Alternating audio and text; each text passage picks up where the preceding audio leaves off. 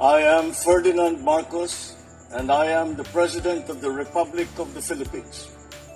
I stand today on behalf of 110 million Filipinos. Everyone, hello universe, it's me again. Shoutout sa inyo mga kababayan. Nako, mga bes, eto na, talaga naman oo. Alam nyo ba, it's another kasaysayan sa Pilipinas. Mag-ama. For sure guys ha, itong pangalan na ito, nakikita nyo yan? Ito lalong magdidiin kay Sara Duterte para makumbik siya. Makunbik sa impeachment trial. Maniwala kayo sa akin sa hindi. Pag ito wala siyang ebidensya, delikado talaga. Sirang-sira na yung political career niya. Pero ang lakas loob mga kababayan na may balak pang tatakbo sa pagka-presidente sa 2028. Do you think kakatiga ng mamamayang Pilipino? Of course not. 'Di ba? O bio-bio lang maniniwala sa kanila. Sabi ko nga, kasaysayan ng Pilipinas, maiitatala, mag-ama. Siyempre, mga bes, pag ikaw ay nasasangkot sa mga masamang issue, ibig sabihin, may ginagawa kang kabalbalan. Sa totoo lang, kung matino kang tao, magkaka-issue ka ba ng ganyan? So, of course not. 'Di ba? O yan o, anong sabi dito mga beswa? Basahin po natin ang buo Sabi po ng News 5. Mariosep Anong sabi ng News 5 guys? What's in a name? Agay, agay. Shout out sa mga Marcos Loyalists, supporters and Filipino. Hello, hello mga beswa. Patuloy na naglalabasan ang mga kahina-hinalang pangalan na umano'y tumanggap ng confidential funds ng Office of the Vice President. Agay, which is ang OVP na pinamumunuan ni Vice President Sara Duterte mula 2022 hanggang 2023. Agay. Hanggang 2023 lang kasi nasita na siya nasita na Tuloy, nitong linggo March 16, ibinunyag ni La Union Representative Paulo Ortega B ang ilan pang questionableng pangalan na J. Camote. Ay, wow. Antindita guys At Miggy Monggo. Oh. Matindi prutas naman ngayon. Gayon din ang binansagang Dodonggang. Agay. may grupo yata ito ng gangster si Sara. Tuloy na sina Dodong Alcala. Dodong Barok. Barok na barok ang political career mo day. Dodong Bina, agay. Dodong Bunal, agay.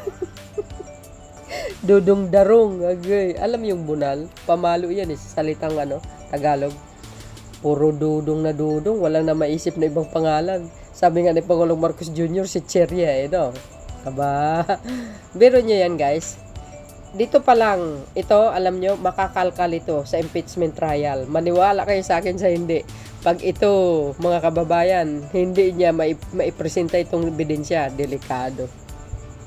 Makukonvict talaga siya, no? Parang nakikita ko, no? Mag-ama, parehong nakulong. Tapos, sinundan itong mga alipores niya. Yung kalbo na dating chief, agay, agay. Mamaya guys, panood ko sa inyo yung sinabi na, yung balita ng GMA7. Nako po, matindi yun, mga kababayan. Una nang naisiwalat sina Mary Grace Piatos, Xiaomi 8, agay, pati cellphone. Pia Piatos, Slim, palibasa pro China ito guys Renan Piatos at iba pa. Matindi. Lahat sila ay walang record sa Philippine Statistic Authority. Ikaw ba naman kung gawa mo lang Natural, walang record yan. Ano? Dawit din si Sara sa umano'y katiwalian sa confidential fund ng Department of Education DepEd mula ng 2022 at 2023. Noong siya pa ay ng kalihim nito, may mga irregularidad din sa mga resibo kabilang ang 3 Alice Crescencio na may iba't ibang perma at ibang milky si Kuya. Agay, na magkaiba ang perma kahit lumagda sa parehong araw sa Sambales. Wala rin silang record sa PSA. Ay, matindi ito. Bagsak ang political career nito. Pero guys ang lakas loob nito mag-ambisyon para magpangulo ng Pilipinas. No, alam niyo no, bago sa totoo lang, sa side ni Sara Duterte, magtanong kayo kasi sa majority kung iboboto kayo. Kung iboboto siya, di ba? So, ngayon pa lang, ang daming pro-government vloggers na isinisiwalat nila yung katiwalaan ng dating Pangulong Digong. Siyempre, magre-reflect kay Sara Duterte at dinagdagan pa nito yung issue niya, di ba, mga kababayan? O kabilang sa impeachment case ni Duterte, ang umano'y irregular na paggastos ng 625 million agay. Halaga ng confidential funds, hindi niya maipaliwanag kung paano niya ginastos ito dahil makukompromiso ang national security. Ay, matindi. Ayan. Matindi to, guys. Yun lang naman ang kailangan ng sambayan ng Pilipino. Malaman kung saan niya ginastos. Yung siya mismo ang magpaliwanag baga. 'Di ba? Ipaliwanag niya yung totoo kung saan niya ba naigastos ng husto. Bakit ito walang nakikitang pruweba ng mga major achievement niya bilang DepEd Secretary? Walang major ito guys achievement ito si Sara Duterte. Alam po natin lahat yan, mga kababayan. O, so basahin natin mga pangalan. Baka nandyan ang pangalan ko. Ilan sa mga nakatanggap umano ng confidential funds ng OBP 22 to 2023. Mary Grace Piatos, Fernando Tempura, si Chiria. Tama nga yung sinabi ni Pangulong Marcos Jr. na karating talaga sa kanya yung balita na ito, no? Carles Miguel Oishi, Chippy McDonald, pinagsama ang loka. Pia Piatos Lim, Renan Piatos, Xiaomi Ocho, Raimonda Genova, lahat puro si Chiria. May Pamana, Dan Rick Otso, Alan Rick Otso, Glyza Ranger, J. Camote, Ramon Pasilidad, Rom Pesilidad, Romeo Pesilidad, Megi Mungo, Dodong Alcala, Dodong Barok, Dodong Bina, and Dodong Bunal, Dodong Barok, Darong. Walang Dodong Bungal. So yun mga kababayan, ano po ang kapalagayan nyo dito? Antindi, no? Sabi sa inyo sasabihin na naman mga DDS, peke daw yan. Ay, talaga, mas magaling pa kayo sa mga eksperto na nag-post nito, no?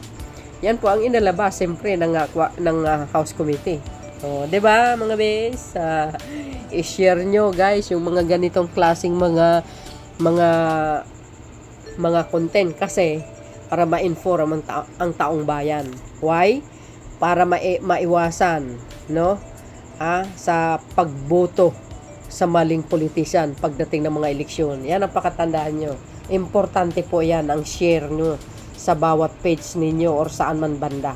Nang sa ganun makakatulong tayo maisave ang bansang Pilipinas sa mga taong gahaman sa kapangyarihan, lalo na po sa kabanang bayan. Yan ang pakatandaan nyo. So, ngayon, pinapakita ko sa inyo na kung gaano kahalaga ito para sa atin. Para maiwasan natin ang pagpili sa tamang kandidato sa pagdarating ng mga eleksyon So dahil dito mga kababayan, magdidiin ito sa kanya. Lalong magdidiin ito sa kanya at lalo siyang babagsak, no? Talagang bagsak ang political career niya dito. Tapos nagmamagaling pa. Kumbaga nagmamataas pa siya. Ang taas ng nito no? Mayabang masyado, kababaeng tao. Tapos lahat ng ito, kasalanan na naman ni Pangulong Marcos Jr. at saka si Speaker of the House, mga kababayan. Bakit? Siyempre, inimbestigahan Kasi itong mag-ama na ito, correct me if I'm wrong, ayaw nila na pinupuna, mga kababayan. Pag pinupuna sila, lumalaban sila. Kahit sabihin mo mali nila, ginagawa nilang tama. Sasabihin nila wala silang ginagawang mali. 'Di ba? Dahil dyan, ito, panoorin nyo yung balita po ng GMA News. Naku, matindi ito, guys. Palagay ko, ito si Sara. Baka sasamahan niya ito si papa niya sa ICC. But before that, don't forget to like, hit the button bell, And siyempre, follow me mga kababayan. Likes kayo guys ng likes kasi minamas report ako ng mga DDS. Shoutout sa mga DDS. Sige, mas report nyo pa ako. Lahat po yan ng mga content ko, no? Lahat po yan, mostly ng content ko mayroong link sa mga source na pinagkuhanan ko. Okay? Except lang yung mga yung mga simpleng content ko, pero napakahalaga ang laman yan. De kalidad yan with the real sources, mga beswa. Ito, panoorin nyo ito. Sa application para sa warrant of arrest ni dating Pangulong Rodrigo Duterte sa International Criminal Court, bukod kay Duterte, may 9 na pangalang tinukoy bilang mga co-perpetrator o kapwa sa larin ang Office of the Prosecutor. Hindi pa malinaw kung sino-sino ang mga ito dahil sa public document na mula sa ICC, redacted o itinago muna ang pangalan ng siyam bilang pagprotekta umano sa kanilang seguridad. Pero may ilang tao na partikular na pinangalanan dahil sa kanilang papel sa war on drugs ni Duterte. Kasama riyan ang dating Davao City Police Chief na kalaunay naging unang PNP Chief ni Duterte at ngayon senador ng si Ronald Bato de la Rosa. Si de la Rosa ay tinukoy bilang lumikha ng Oplan Tokang na unang ipinatupad noon sa Davao. Pinangalanan din si dating Davao City Police Chief Vicente Danao na siya raw pinalit ni Duterte kay de la Rosa. Sa background kay Duterte, binanggit din ang kanyang anak na si ngayon Vice President Sara Duterte na noong 2010 hanggang 2013 ay nagsilbing mayor ng Davao habang vice mayor ang kanyang ama. Sa application for warrant, tinukoy ang mga uri ng ebidensyang ginamit. Kabilang dyan ang witness statements, mga talumpati at public statement ni Duterte, kanyang mga kautusan at memoranda, mga dokumento mula sa PNP at ibang ahensya ng gobyerno, pati na ang mga drug watch list na nilikha ng mga otoridad. Tinukoy din ang mga pag-amin ni Duterte na may pinatay siyang 1,700 na tao noong mayor siya ng Davao. Nasangkot siya sa Davao Death Squad at pinondohan ng extrajudicial killings nung mayor pa siya ng lungsod. Pati na ang pagsabing ang tanging kasalanan lang niya ay extrajudicial killings. Ang kasalanan ko lang yung mga extrajudicial killing. Pinalikan din ang mga sinabi ni Duterte noong kanyang inaugurasyon na bantang pagpatay sa mga sangkot sa iligal na droga. 6,000 ang sinasabi ng abogado ng mga biktima ang kasong hawak nila. Pero 43 na kaso lang ipepresenta sa ICC, 19 cases ng mayor ito at 24 cases ng presidente na siya.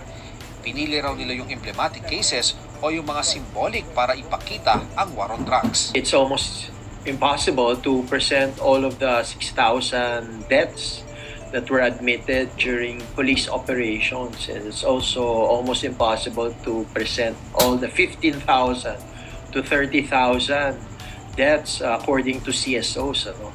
That's why the prosecutor, based on his prosecutorial discretion, chose these emblematic events or murders.